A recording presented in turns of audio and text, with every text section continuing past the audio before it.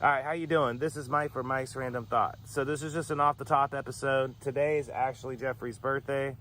So we've been kind of hanging out for a bit, and I've got a wild hair and decided to do an off-the-top. And it's just kind of being like a touch-up and just random here and there and seeing what his thoughts is on it. Being the fact that he's from the East Coast in New York City, in Queensbridge, New York, and he has family and stuff like that. So just hold on for the reason why that is typical of me, I know, right? But anyways, so how you been? All right. Good. Nothing more to report here. Right? No doubt. Well, I mean, I don't know. Like, to me, it just seems like we're almost starting to see unity again, starting to shine through all the chaos that's been going on for the past couple years. I mean, and that's just how I feel about it. Well, unity in certain places, unity in not so other places. I guess it's really depending on, like, how you're looking at it, per se. But, I mean, the fact that we have a government right now that literally world leaders, right? World leaders are saying we will not have America's back in any type of military operation. We do not trust the Americans to have our back underneath this current administration, right? Mm-hmm. And that's even going for Harris as of this week and towards the end of last week. So I really do see that, like, the Afghanistan situation was almost like the push for people to see their socialist agenda. For almost like even the hard-nosed Democrat people that just voted straight ticket, they're even starting to question what some of the stuff they voted on is. Would you agree to that? Oh, yeah. I mean, it's honestly sad to say that it took something like that. And I just pray that we don't see another September 11th, which is coming up around the corner.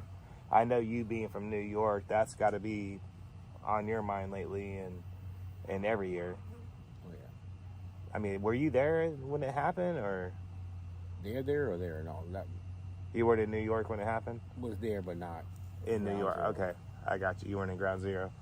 So, but still, the fact that you were there, I mean, that was different, right? Yeah.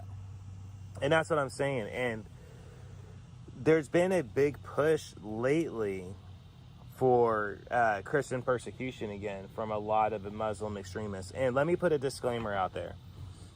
I'm going to say this right off the bat. Jihad Islam is not true Islam.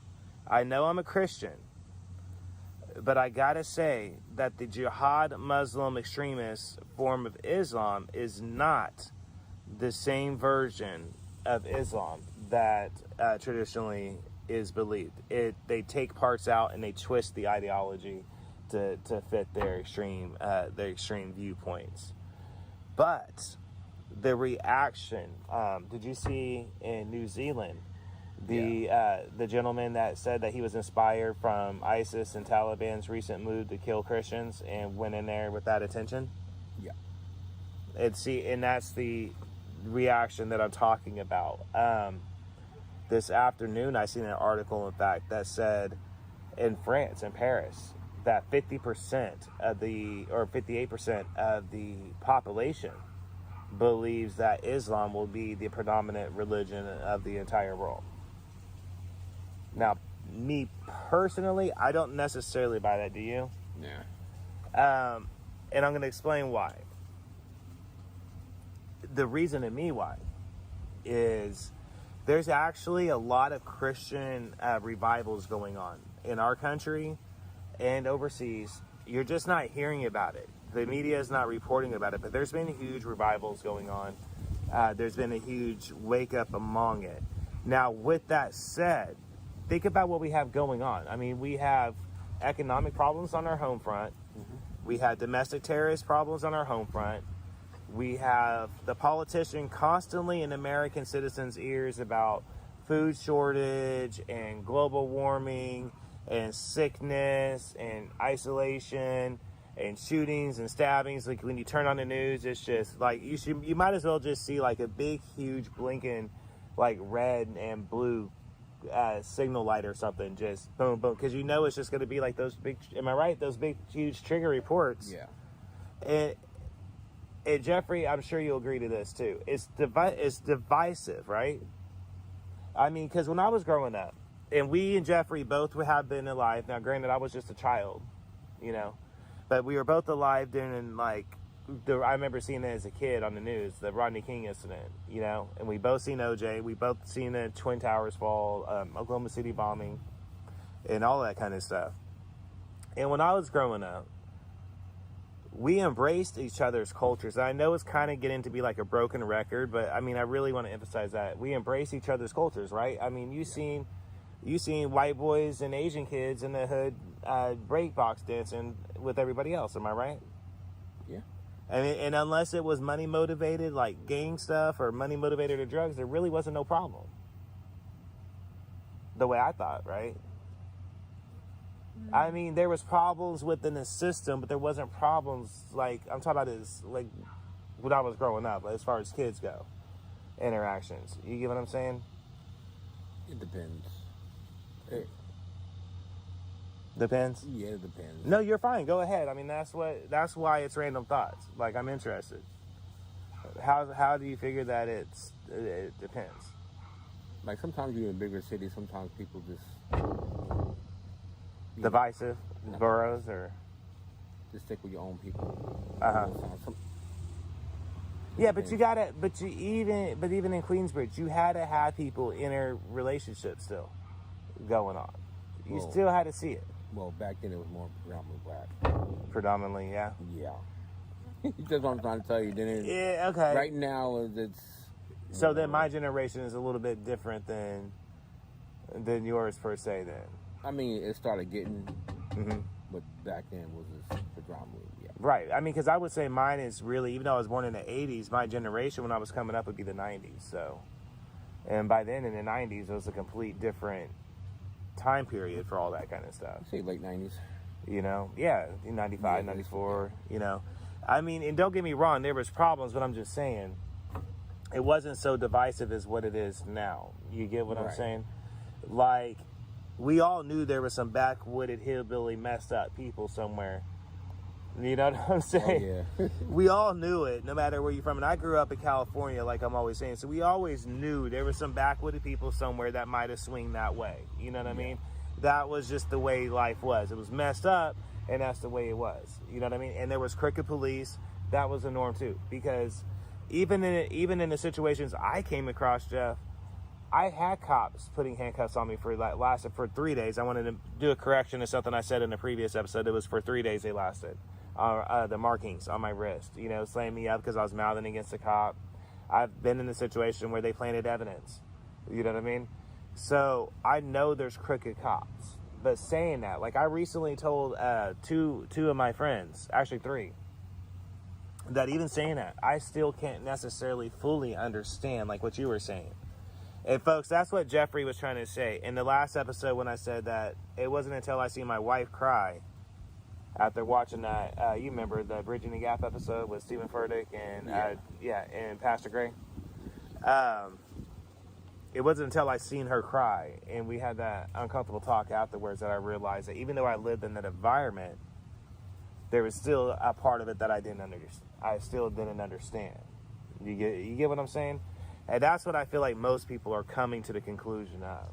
You know what I mean? I want to think that we're starting to get over that rut. There's some hardcore people still pressing forward with it. Like, I mean, Antifa just, what was it? 2 or 3 days ago, they just shot somebody. They thought that it was a Proud Boy member, but it turns out it was one of their own member, from what I understand. Yeah, they're just like shooting people, Antifa and stuff over there in Portland and all those type of areas. So what I'm saying is there's still people pushing for that socialist Marxist division, but you're starting to see more people align with let's embrace unity too. You get what I'm saying? And you being from where you're from, and I know for a fact that you have some family members that align with a lot of that ideology as well. So it's hard for you because the way you feel on one hand, but then you got kinfolk on the other hand that feels like this too. Yeah. You know, and that's something like, and I've known Jeff now for well over 3 years. So, and it's something that I can honestly say to you. You know what I mean? Like I've seen firsthand. So, and I've seen how that affects you during, or how it affected you during the election as well. You know what I mean? So, but what I'm saying is, I think a lot of people are seeing it for what it is. It's back to the military-industrial complex, and people are waking up to see they were used, and it wasn't about what they thought that it was about. Does that make sense? Yeah. There's a lot of corruption, and and it's sad. I mean, even in the 70s and in the 80s, when they had all of the community offshoot programs, sadly, even New Jack City, which was based on a true story, that really happened, where a crack dealer made so much money that he was doing community charity giveaways. It wasn't that uncommon back in the day, and the reason for that was a Panther Initiative program that was started in the 60s to feed the community. You know what I mean? Is how they did it. So I'm not saying it was a bad thing that he was doing. He was feeding the community. It goes back what he was doing basically to the mob. Mob did the same thing. Yeah, exactly. That's where they get the idea from. Yeah, basically just took off steam from there. Mm-hmm. We're talking about the Black Panthers here. Yeah. First Head Start program, They had that Head Start program that they started up and everything else. The original Panthers, I actually support most of their ideology that they did. Not the ideology, but the things they were trying to do, the reasons for what they were trying to do, I should say, I could support. But the new one is so radical that I cannot support. And that's the ones that even the original Panthers put out a statement and said, we cannot support them whatsoever. They don't have any peaceful intentions and do not stand for anything that we originally stood for. You know what I mean? So I just look at it like people are desperate and extreme right now. And it could be that we're just in those end times. Do you get what I'm saying? Yeah. And if it's not the end times, I know people say that all the time. And I know I'm going to get comments like, oh, come on, Mike. They've been saying that, World War II, World War I, They've been saying it forever. And that's true, they have. So even if it's not the end times, it's so much chaos that you would assume that it's got to be something in the air that's causing it. You know what I mean? Mm-hmm. It's just too much all at one time. And the fact that it's not isolated, the fact that it's global, you know what I mean? And I know I keep rambling, but there's another thing I wanted to hit home with you on. How does it make you feel to know, though, that when a lot of the BLM founders were approached about why they don't speak up about the young girls that were human trafficked in Africa and the Christians that were mowed down by extreme Muslims? And they said, a lot of them, quote unquote, said, they don't have nothing to do with us. That's messed up, right? Yeah. Wouldn't you say at that point their movement is divisive and not truly about what they say? Basically, yeah. Right? Because now you're isolated.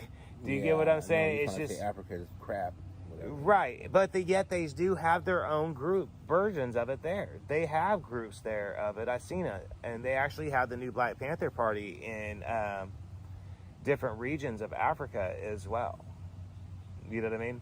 So the radical ideology is what I'm saying is growing, and I don't know if it's just we have been dumbed down and numbed down to violence, because if you think about it, we grew up in a time period where they started the parental ratings, they started censoring, they started all of that stuff because of Columbine shooting and all that other stuff, right? Yeah.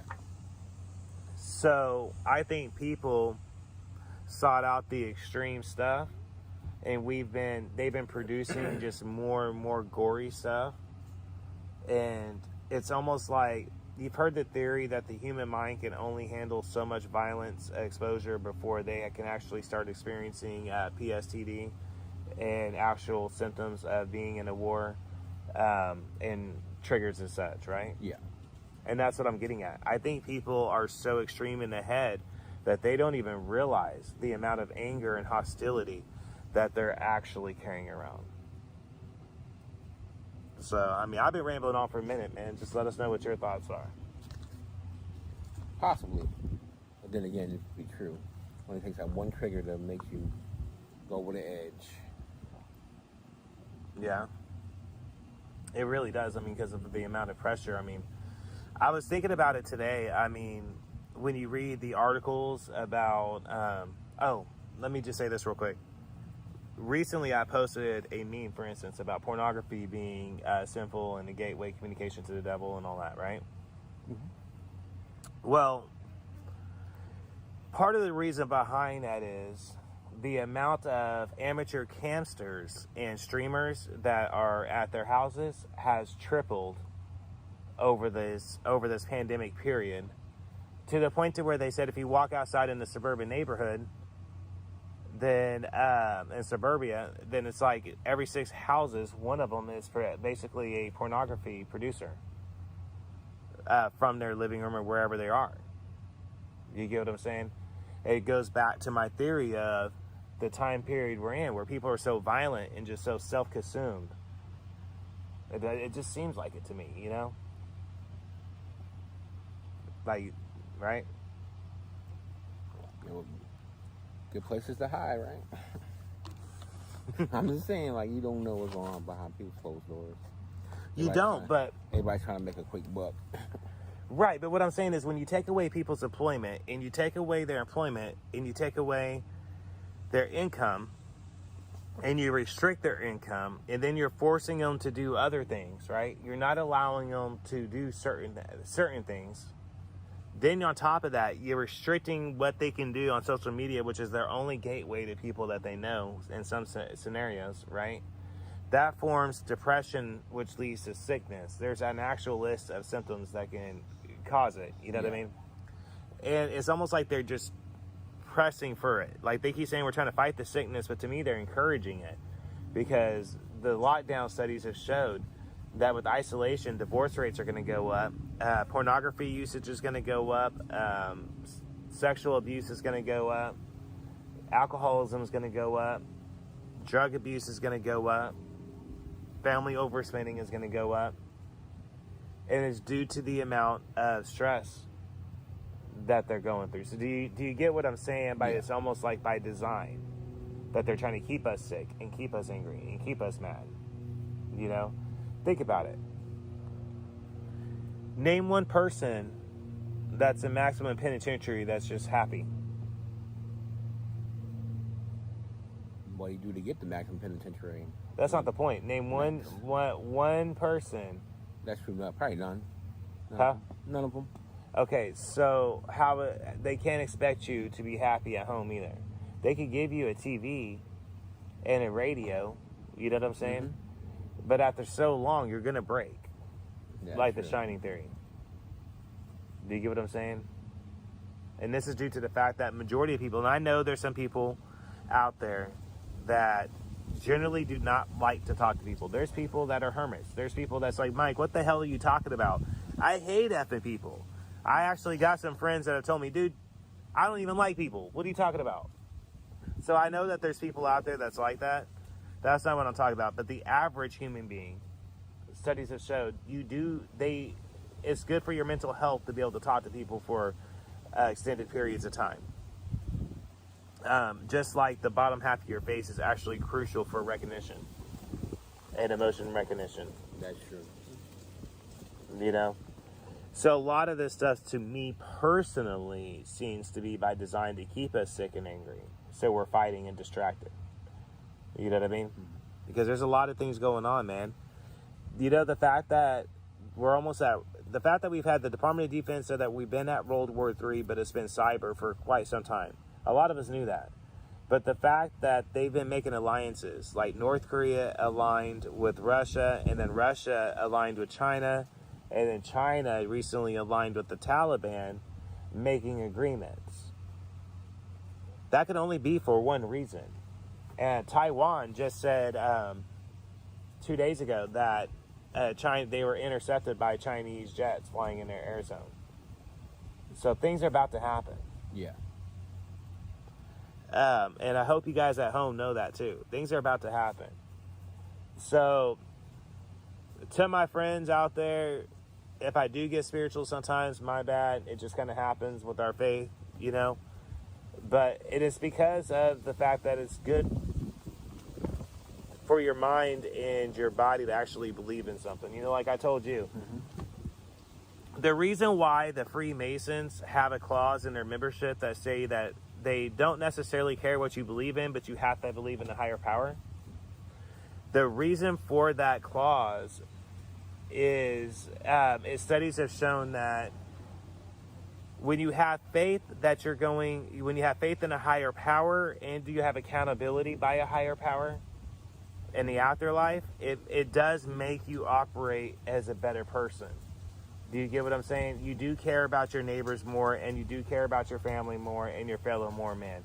The reason for that is because without that faith in something, studies have shown that you end up basically worshiping the dollar. So when we say worshiping the dollar, what we're trying to say is the only thing that you have is your image, your name, and the dollar without faith. That's all you got. You know what I mean? All you got is your name, your money, and your image. That's kind of sad when you think about it, right? Yeah. I mean, to me, that's kind of sad because the reason why it's sad is the goal in life, to me anyway, should be to pass on the legacy through your children. You know what I mean? That was the goal for many men for many eons, is we're supposed to continue on our legacy and continue on our family name through our children. You get what I'm saying? Now they want to take that away too. Somebody out there is going to hear me say that, and they're going to say that I'm a sexist, whatever it is that when they get all mad about that, traditional marriage supporters. You know, it's kind of like, to me, and it's a tough one, I know. You're from New York, where they do have a lot of Planned Parenthoods. Mm-hmm. You know what I mean? This man, being from New York, he knows about Planned Parenthood. Personally knows about Planned Parenthood. They were everywhere, right? Everywhere you can look. Right? And the reason why I'm saying that is because of the abortion rule. We have these chicks out here now that's actually saying, hey, you know, I'm not going to have sex with men until they change this verdict. Because they're all upset over Texas. Most of them, I'm telling you, you probably don't want to entertain the thought of having a date with them. I'm just saying. By the pictures that, I don't know about you, but by the pictures that I've seen, you get what I'm saying. But anyways, I mean, one of them's Bette Miller. She's like one of the celebrities that's going on the loudest about it, you know? And I mean, I guess it's your body, ladies, and you're going to do what you want to do, whatever. Yeah. And the reason why I say it's a tough one for me is it's only recently that my stances have changed on abortion. You know what I mean? Because of the fact that there's foster care and there's adoption out there. I was adopted. My mother was only 14 when she gave birth to me. So a lot of this stuff, of course, that was in 82, but a lot of this stuff, trying to see where I'm going with this. A lot of stuff is so dicey to dissect through, but but what I'm trying to get at is there'd be a lot more people running around right now, healthy and happier. Do you get what I'm saying? And here's a hardcore fact for you about Planned Parenthood. I'm sorry to break it to you. Planned Parenthood was started by a racist Caucasian male who was a member of the female equivalent of the Ku Klux Klan. And one of the quotes that she's most famous for is, the best way to get rid of them is by killing their babies. Now, what's eerie about that is, and yes, I'm pointing, what's eerie about that is, studies have shown if Planned Parenthood didn't provide such easy access for abortions, the African American population would be the majority of population 3 times over. She was a Democrat, by the way. Oh, wow. No, she was. She was a Democrat. That was in the time period when the Democrats were like, and hey, it's messed up, but in that 40s, the Klan actually were Democrat, and they controlled 40% of both houses back then. And they were actually Klan members. I'm talking about the bona fide. So, a lot of these bills that you think are for the people, They're not for the people. How is it for the people if it's killing? Does that make sense to you? Mm-hmm. Look, I'm going to end this speculation right now. People have wanted to know, Mike, what's your real opinion about it? Here's my real opinion. I personally feel, and so does my wife, a heartbeat is a heartbeat. So if there's a heartbeat established, there's life. I'm going to leave it there. The only other thing I'm going to say is, as a man, we can't say too much about it because we're not women. But I know what the females around me have stated, and that's what majority of them have stated. But I also know females out there. I got friends that have literally told me quite the opposite. You know what I mean? So that's why I said it's such a toughy thing. But on the same time, I don't feel like it's as tough as people make it if you're just honest. Just state how you feel about it and move along. There's no reason to fight about it. Do you know what I mean? But if you want to swear off sex, that's on you. You get what I'm saying? I don't understand where you're going with that one personally, but you're depriving your own self. You said what got you in the mess in the first place, right? All right. In a lot of situations, yeah. You know? I mean, but honestly, at this point, are we even surprised when this party has pushed LGBT trans issues over other more crucial issues? And they focused on divisive, racial, tensive, worded issues over peaceful issues and solutions. And they blocked a lot of things even before they got power of both houses that could have fixed a lot of problems just in spite. I mean, am I right? Yep. I mean, there's bills out there that Biden's trying to take credit for that Trump actually designed. You know what I mean? Keep that in mind. So, the man's clearly off. I think ultimately we're going to see his end here pretty soon. I don't know. And the reason why I'm asking him so much is Jeffrey listens to a lot of talk radio, as I stated before. I mean, and I do mean a lot of talk radio. But I personally feel like Joe's on his way out.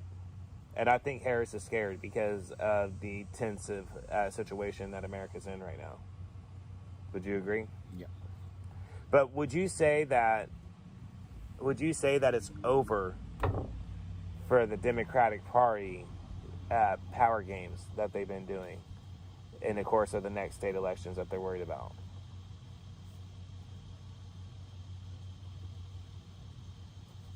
Depends.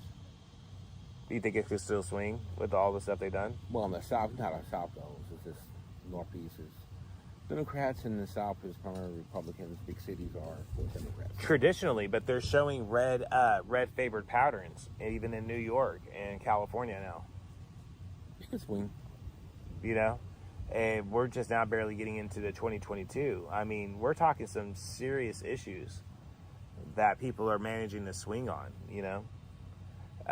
And to me, that's really the only way, because honestly, Joe Biden did one thing. He brought back the swamp. He brought back the backdoor deals, and he brought back the military-industrial complex. I guarantee you it's the illegal arms trades are probably through the roof right now. You know what I mean? I really do. I bet you they're through the absolute roof right now for a lot of reasons. And a lot of it having to do with this situation that we're in. You know what I mean? Because he just brought back the military-industrial complex and everything that went back to it. And while he's doing that, he's basically stoking that fire of hate while he's at it, too. You know what I mean? And then, I mean, he's doing crazy stuff, though. I mean, the other day, whenever he just basically walked away on an interview. Yeah, I know.